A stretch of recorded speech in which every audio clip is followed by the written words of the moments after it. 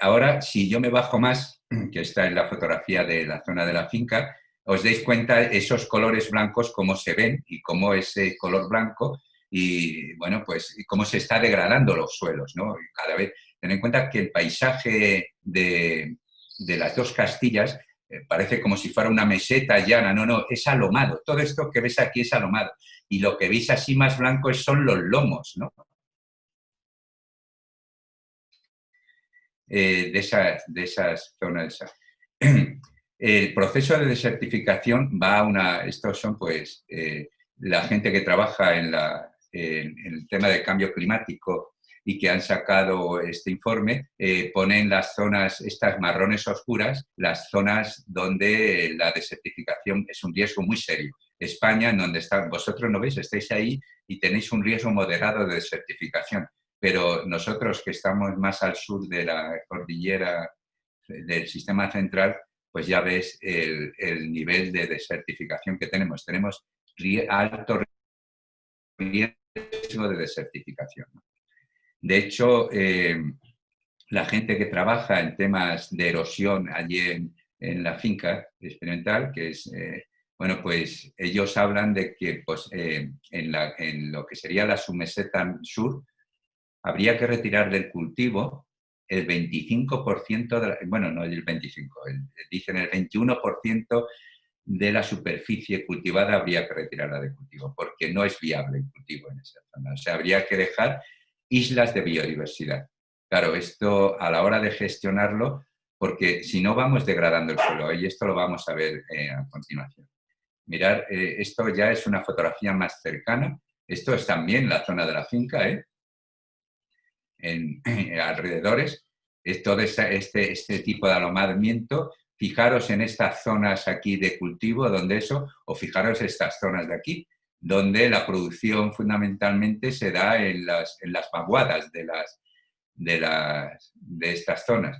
Claro, si yo sigo labrando, este suelo sigue degradándose, va aumentando eso, y esta parte de aquí ya, lógicamente, debería de retirarse de cultivo. Claro, le dices al agricultor que tiene la propiedad de esto, oye, es que te tengo que quitar esto y esto, pero claro, el agricultor, aunque sabe que no produce nada aquí, lo que hace es sembrarlo porque de lo que vive es de la paz. Entonces, si nosotros queremos quitar el 21%, bueno, el 21% de la superficie de agricultura, pues claro, hay que y generar bosquetes ahí, eso, habría que seguir pagándole la PAC por servicios ecológicos, por lo que sea. Pero si sigue haciendo agricultura ahí, eso termina en un desierto absoluto. O sea, ya el clima y encima la degradación de nuestro... vamos a ver, desertificación significa ausencia de vida. Cuando nosotros miramos la vida que hay en esos morros, no hay prácticamente, la vida es muy escasa, en cambio en las vaguadas hay un montón, ¿vale?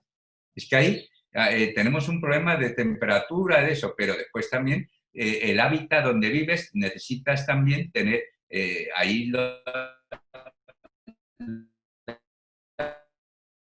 es escasa.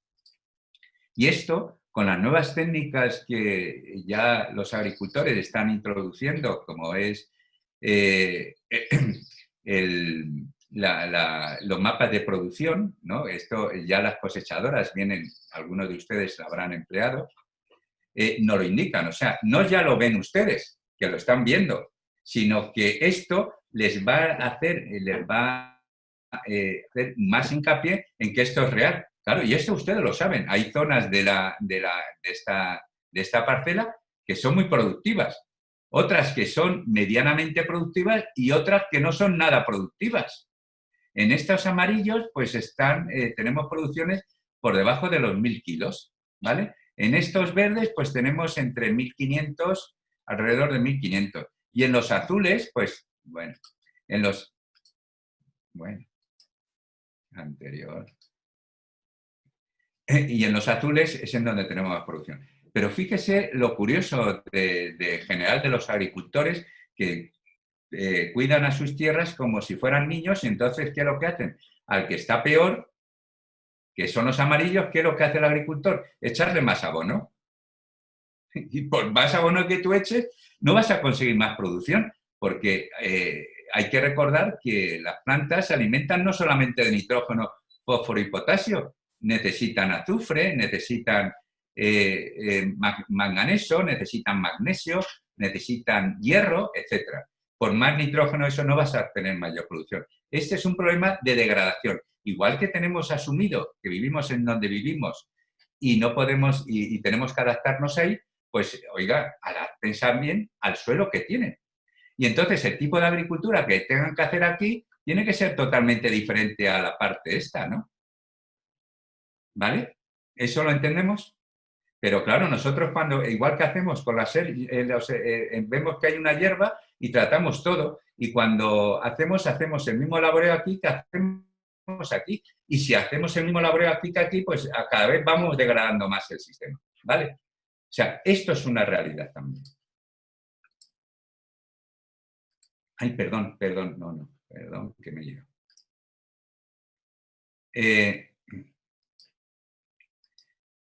Se puede pensar, dice, pero esto lo saben los políticos, claro que lo saben, todos los gobernantes. Este hombre es el vicepresidente de la Unión para el Mediterráneo, donde se concentra toda la información. Y dice, los gobiernos están mucho más adelantados de lo que el público cree. El problema es que no hay soluciones mágicas y todo está llegando a una velocidad enorme y debemos adaptarlo todo.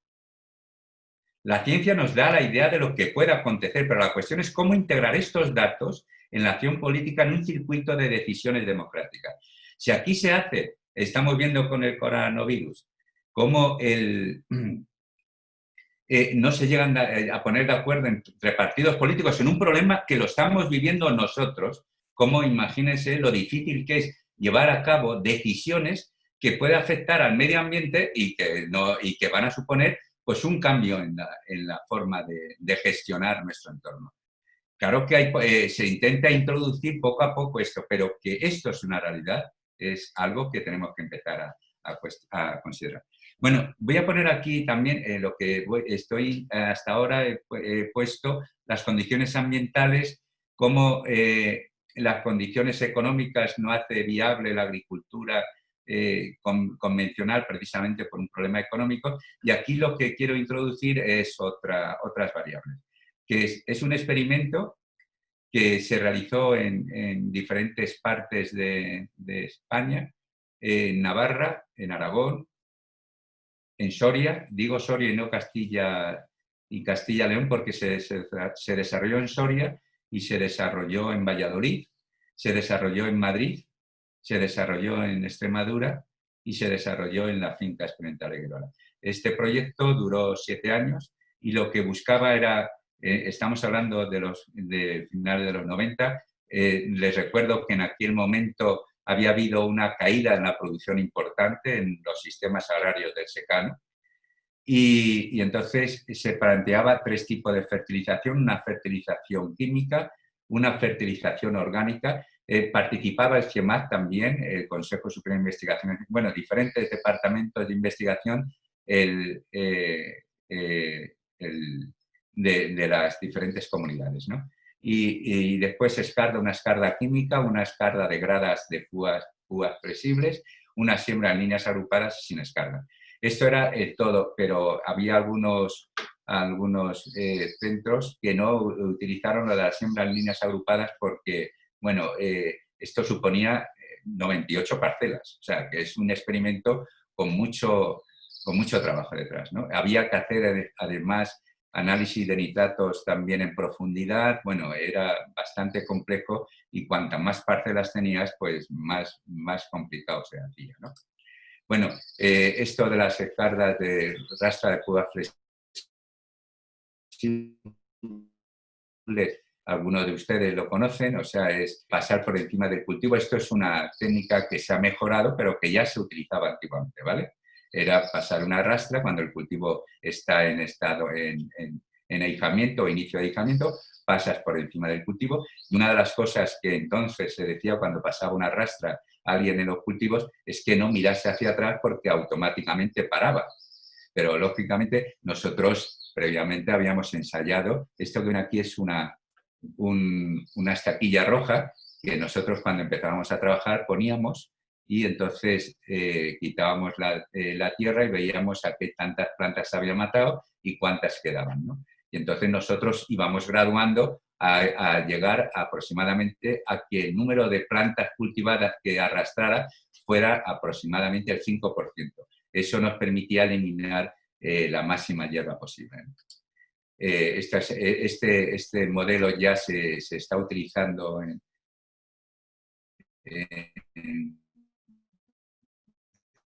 también ya en diferentes sitios se están sacando máquinas que para esto. Esto es una maravilla.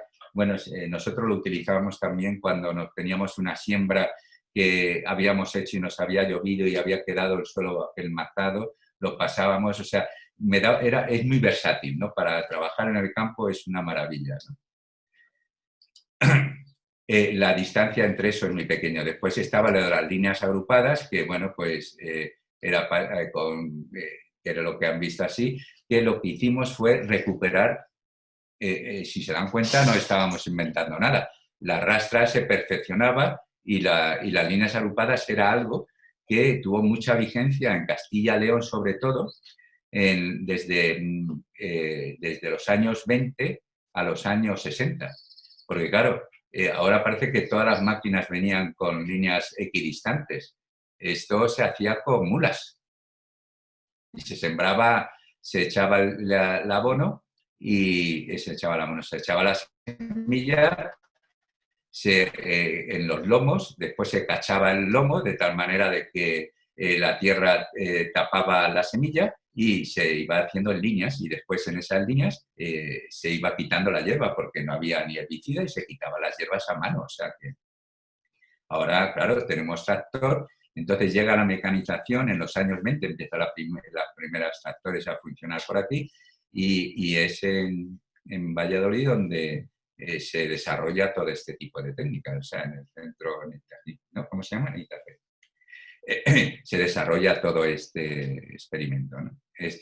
Y durante 20 años empiezan a publicar y nosotros lo único que hacemos, en los años 60 desaparece ya este tipo de técnica, es recuperar este tipo de técnica a ver cómo funciona, ¿vale? Y no funcionaba muy bien, pero ahora mucho más mejor con la guía, con el GPS, ¿no? Antes lo hacíamos a ojo y ahora pues se puede hacer con GPS, ¿no? Lo que hicimos, pues ahora ya ayer tuvimos la ocasión de ver diferentes utensilios para trabajar entre líneas en los cultivos de secano, pero lo que hicimos fue en un principio con un cultivador normal, juntamos los brazos y poníamos dos rejas cavadoras y una porcadora en el centro, ¿no? Y después ya pudimos hacerlo así, comprábamos el material y lo hacíamos así, ¿no? O sea que ahora hay máquinas mucho mejores que estas, ¿no? Para hacer el sistema. Estas son las hierbas más importantes que teníamos en el experimento, ¿no?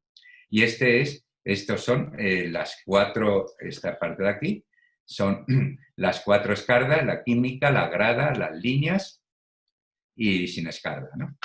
Y aquí tenemos las fertilizaciones, la fertilización química, la fertilización orgánica y la sin fertilización. Si se dan cuenta, en el desarrollo de las hierbas, de la cantidad de hierbas, todas tienen el mismo imagen. O sea, me da igual mirar la figura de la fertilización química que irme a la desinfertilización. Veo que en donde más control de hierba hay en la químico, claro, con herbicida. Veo que las gradas me quita hierba con respecto al testigo. Bueno, me quita parte de esa. En las líneas agrupadas, si se dan cuenta, también es igual. Quita la que mejor escarda de todas ellas después de la de fertilización. Y si veo esto, pues la verdad es que las diferencias que tengo que observar después tendrían que ser producto de si el factor determinante de la producción de la hierba, está claro que lo que más me produciría sería la escarda química, ¿no? Y dentro de, estaríamos en eso, ¿no? Vale, esto es lo que ocurre. Incluso la escarda química, que me controla mejor las hierbas, me produce menos que aquella que he pasado la escarda. Otra cosa, y el testigo me produce lo mismo que el haber echado herbicida. Y mira que tenía más hierbas. O sea, todo este rollo que nos hemos mantenido con eso, ¿es tan importante eliminar las hierbas? Pues a mí lo que me dice después de 20 años es que me da igual. Cuando tengo una fertilización química, la capacidad competitiva del cultivo es tan alta que es capaz de eliminar el problema que tengo de hierbas. Cuando he hecho fertilización orgánica, la escarda sí es importante y en sin fertilización también. Claro, ¿no ves? Aquí sí, al tener menos fertilización en el sistema, menos comida, pensar que el cereal, como antes hemos hablado de los cultivos asociados, necesita nitrógeno, ¿vale? Entonces, cuanto menos nitrógeno o menos comida tenga el sistema, lógicamente el cereal compite menos. Veían que como la legumbre en agricultura ecológica llega totalmente a cubrir al cereal, porque no hay comida. Pero cuando le meto comida, el cereal anula a la abeja. ¿Se acuerdan esto? ¿Vale? Pues pasa lo mismo con las hierbas. Entonces, cuando tengo una fertilización, muchas veces, la mayoría de las veces, me lo podría ahorrar todos los trabajos de hierbas, ¿no? de quitar las hierbas. En la fertilización orgánica se ve claramente que las hierbas sí tienen un efecto sobre la producción, ¿no? Pero si uno tuviera que elegir en esta situación, diría, pues, todo el mundo elegiría, pues, sin fertilización y sin escarda, no hacer nada. Fíjese que este resultado, en los 7 años que duró el proyecto, era generalizado, más o menos generalizado, ¿no? Por ejemplo, en Soria, que llueve más, las diferencias eran un poco mayores, pero todos, cada grupo de investigación optaba porque lo mejor en todos los sitios había sido sin fertilización, desde el punto de vista económico, sin fertilización y sin escarda. No se pueden imaginar las reuniones que hubo en eso con respecto a decir esto. Porque, claro, decía, pero tú al agricultor le tienes que dar una herramienta. Si tienes hierba, se va a obsesionar con la hierba. Pero si hemos demostrado en diferentes zonas que esto funciona así, que aunque tengamos hierba no pasa nada, entonces se optó por decir, bueno, vamos a dejar la grada. Si tenéis hierba, utilizar la grada. Pero la verdad es que no es necesario ni utilizar la grada, nada. De hecho, es que la grada, en los campos de agricultura ecológica, dejó de pasarla porque me da igual. Sí, quita hierba, pero me da igual. Porque la hierba también juega un papel importante en la biodiversidad, ¿no? ¿Vale? Muy bien. Aquí tienes las producciones de las diferentes escardas. ¿Cuándo se da diferencias? Claro que hay diferencias, pero solamente se dan diferencias significativas en el 2007. En los demás años no hay diferencias significativas por escarda en la producción. Claro que poco a poco da más, pero no hay diferencias. Y cuando veo la fertilización, lo único que veo es que solamente hay 3 años que me da diferencias significativas abonar con químico que no abonar. ¿Vale? Entonces, lo que quiero decir con esto es que económicamente eso, pero encima todos los gastos que tengo no me produce tampoco diferencias, ¿no? Y bueno, y cuando paso a diferenciar un convencional con un ecológico, la diferencia de producción es de un 10% a lo largo de todos los años. Un 10%. El que en el ecológico es de ese conglomerado de eso, el que no lleva ni fertilización y no lleva escarda. Ese es el ecológico. Y el convencional es el que lleva abono y lleva herbicida, ¿vale? El que teóricamente tiene que funcionar más, con el que no tiene nada de nada. La diferencia es un 10%. Cuando lo analizamos más en detalle, lo que observamos es que hay un 5% por efecto de la fertilización y un 5% por el efecto de escarda. O sea que, por favor, en nuestras condiciones, vuelvo otra vez a indicaros que la producción la determina la meteorología, no lo que hagáis en el sistema. Esto, pero dice, no, las labores es importante. Aquí tenéis un ensayo de 30 y tantos años. Esto no es, bueno, esto ha ocurrido en Castilla-León, estos son nuestros datos, pero lo podéis reafirmar con los datos de Castilla-León, de Andalucía, de Aragón. Todos te dicen esto.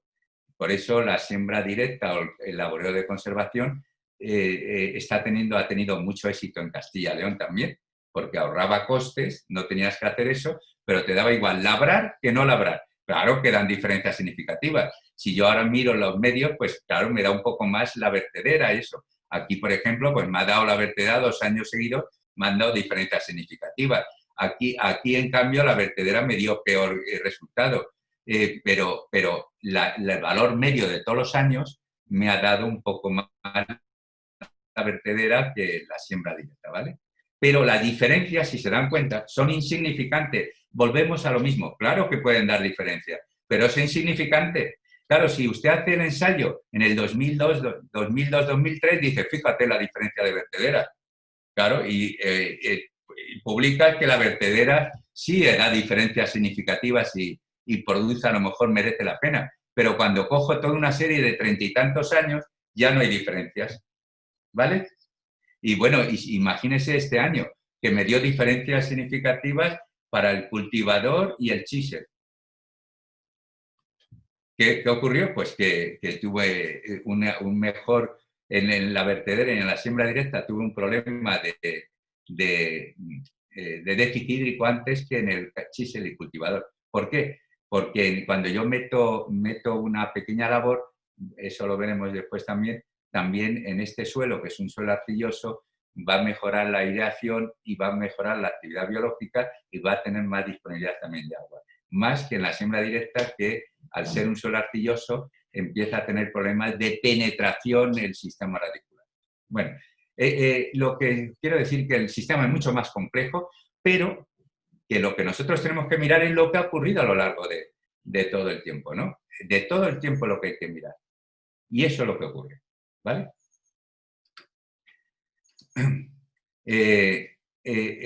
Fíjese, también otra cosa que ocurre es que las rotaciones me producen más que el monocultivo. Aquí tenemos una rotación en convencional, eso, una rotación con girasol y el monocultivo abajo. Claro, por más, además le echo más comida al monocultivo y me produce menos. Me gasto más en herbicidas, me gasto eso y encima me produce menos. Las rotaciones es un elemento esencial en nuestros sistemas para hacer agricultura. Pero claro, esto es porque lo he comparado con en eso. Pero si yo comparo un cereal ecológico en rotación con un cereal continuo convencional, la producción me da menos en convencional que el ecológico en rotación. Y bueno, y estoy hablando de rotaciones que me han dado años 3.500 kilos, ¿eh? Bueno, en otros suelos me han llegado a producir hasta 4.000 y pico suelos. 4.000 y pico kilos. O sea, me produce prácticamente lo que va a ocurrir este año en ecológico con el convencional. Claro que el convencional va a producir más este año, porque el fertilizante ha sido muy eficiente. Pero, ¿qué ocurre cuando el año viene mal? Pues aquí tenéis, el año viene mal, pues me produce más el ecológico que el convencional, ¿no veis? En el convencional me produce menos de 500 kilos. Claro, vosotros decir eso, pero fijaros, siempre cuando el año viene mal, fijaros este año, en el año 12, el ecológico y el convencional. Claro, es que el ecológico, el no tener el fertilizante, hace que el sistema funcione mejor en los años secos, porque el fertilizante lo que hace, y lo vuelvo a repetir, es adelantar el déficit. Si tengo agua en primavera, no, todo lo contrario, como no voy a tener déficit, pues voy a eso. Pero, como habéis visto, la tendencia es a que el déficit sea mayor. Y aquí también entre suelos. La diferencia entre un suelo y otro, los suelos interpretan, o sea, interpretan la meteorología. No, aquí veis un suelo, que esto lo veremos, ay, perdona, un suelo franco arenoso, que esto es en agricultura ecológica los dos. Me produce 500 kilos y el mismo año en un suelo arcilloso me produce 2.000. ¿Vale? Eso lo veremos por qué se produce. Claro, tengo una mayor actividad. Aquí es que me falta en esta gráfica, como lo tuve que meter ayer, no metí esta gráfica mal, porque tengo hasta el año 19 y aquí el arcilloso ha producido más y entonces las diferencias entre uno y otro prácticamente no existen, ¿no? ¿Vale? Pero lo que quiero que veáis es que también los suelos determinan, o sea, el suelo es hemos visto en la metrología y después el suelo es la segunda variable más importante. Pero cuando nosotros trabajamos durante muchos años vemos que la diferencia de producción a lo largo de los años no existe. Existe a nivel anual. A nivel anual y sobre todo en suelo arcilloso, porque el suelo arcilloso es importante en la agricultura ecológica, es la actividad del suelo. Y hemos dicho que el aire es un elemento esencial para aumentar la actividad del suelo. En los suelos arenosos tienen mayor actividad biológica, aunque tengan menos biomasa que el suelo arcilloso. Esa mayor actividad biológica hace que se mineralice, en este caso, se mineralice rápidamente la materia orgánica y produzca estos picos de producción. Mientras en el suelo arcilloso la mineralización es más lenta. Fíjese ahora en el suelo arcilloso. Aquí produce 2.000 kilos, es más estable en la producción. Al año siguiente, la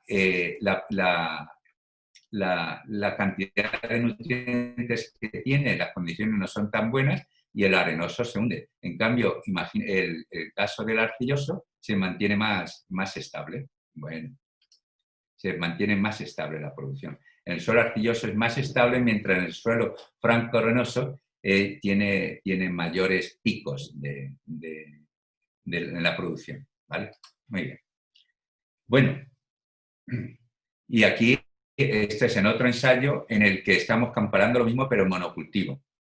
Fíjese, aquí estos ya son muchos más años y lo que ven es que, por ejemplo, hay años en la diferencia de producción prácticamente no existe entre un suelo y otro, pero diferencias significativas se dan todos los años. O sea, en el año 87, bueno, pues aquí está clarísimo.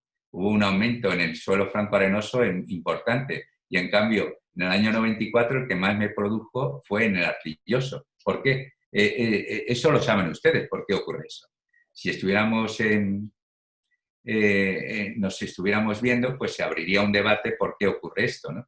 Pero bueno, como no existe, pues la cuestión es que en este año nos está diciendo que si el arcilloso produjo más que el arenoso, quiere decir que hubo un invierno lluvioso que acumuló mucha agua y que después vino una primavera seca. Entonces, aquel que tenía más reservas de agua funcionó perfectamente. El suelo franco-arenoso, toda el agua que cayó en invierno no la retuvo y se perdió. Pensar que la diferencia de retención de agua es bueno.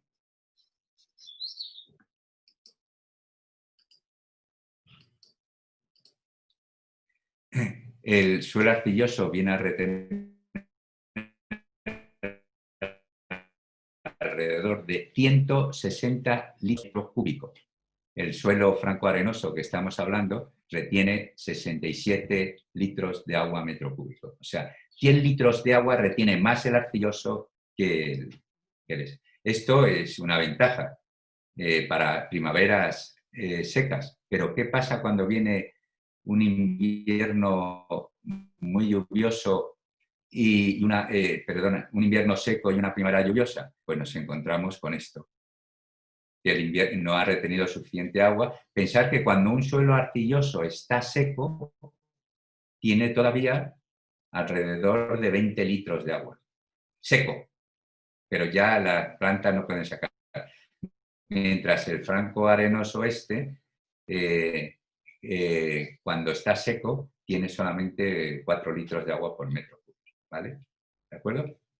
La diferencia es que retiene menos, pero también fijaros aquí, en estos años que el franco-arenoso está produciendo más que el arcilloso, simplemente es que esos años hubo inviernos más secos y primaveras más húmedas.